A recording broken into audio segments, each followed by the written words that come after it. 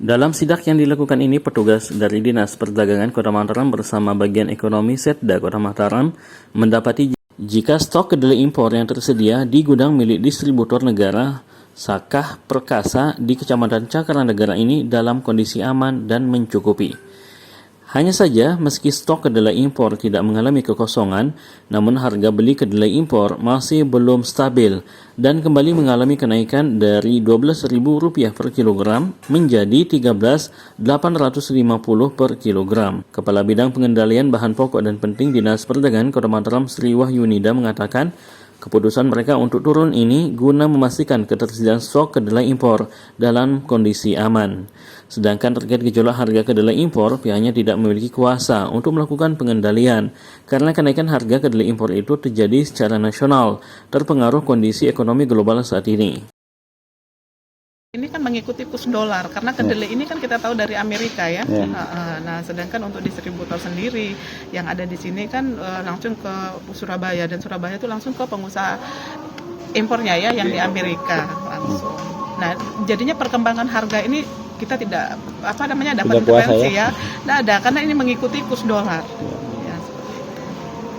Artinya kita hanya bisa terkait ketersediaan stok aja yang kita. Ya, kalau ibu itu kenaikan harga kan juga berpengaruh terhadap pasokan. Nanti ketika harga naik terus pasokan tidak ada, malah lebih berimbas lagi nanti itu takutnya. Yang penting kita ketersediaan dulu di sini.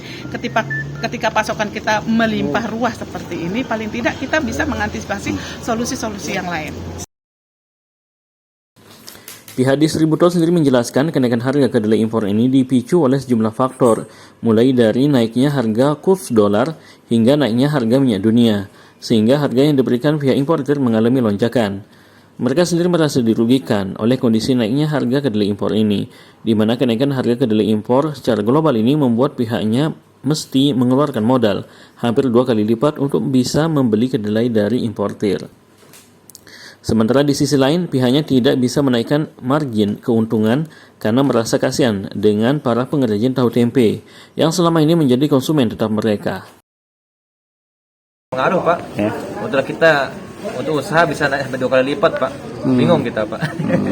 Terus sedangkan margin makin hari, nah mungkin kita naikkan margin. Kenapa? Kasihan pengrajin tiap hari mengeluh ya.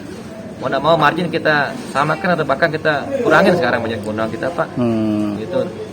Kayak sekarang ini ya kita masih ada kasih diskon ke teman-teman ini gitu, tapi meskipun kita udah kasih diskon masih aja dibilang mahal. Keluhan senada juga disampaikan oleh salah satu pengrajin tahu tempe, Hadijah yang ditemui saat membeli kedelai di gudang distributor ini mengaku kewalahan dalam menjaga eksistensi usahanya memproduksi tahu tempe di tengah meroketnya harga kedelai impor ini.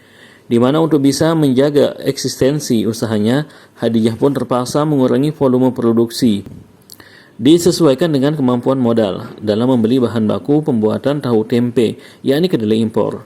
Untuk itu, Hadijah pun berharap agar ada solusi yang diberikan pemerintah untuk bisa menekan lonjakan kedelai impor.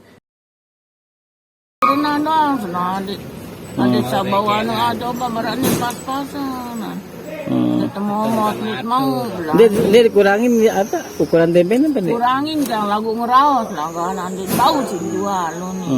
Udah kembali ani mulu pusat bukan mahal barang niki. Lihat entanan berusaha yang tolong lap nggih. Tuna rendang tolong ane pemerintah sebelum pemerintah lawanan. Nggih.